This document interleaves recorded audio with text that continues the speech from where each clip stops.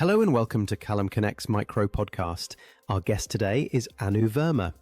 Anu is a trauma recovery and relationship expert who empowers people to understand how trauma shapes their self-worth, identity, and relationships, and how to break the cycle.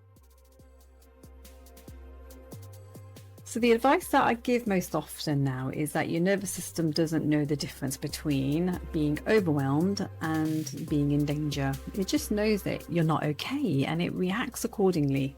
I say this constantly to clients, to people following my Victim to Victor brand. And almost everyone nods along like it makes sense, but very few people actually slow down enough to do anything about it. So what I mean is this. When you're snapping at people, avoiding your inbox, numbing out with your phone, and overworking to the point of burnout, that's not a character flaw. That's a regulation problem. Your body is in a stress response, and no amount of willpower or positive thinking is going to override that.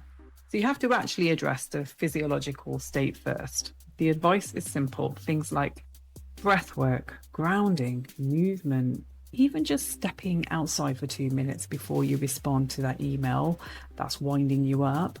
But simple doesn't mean easy, and it definitely doesn't mean instant.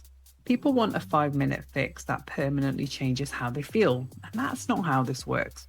I just wish more people would actually build these things into their daily lives as non-negotiables, not as a nice to have when I have time, but as a foundation that everything else sits on.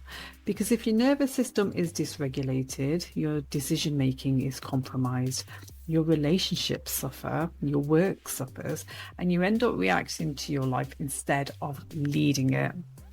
So if there's one thing that I'd want people to actually walk away and do rather than just agree with, it's this: pick one regulation practice, something small, and do it daily for 2 weeks before you judge whether it works. Most people give up after day 2, and the people who see real change are the ones who stick with it long enough for the nervous system to actually learn something new.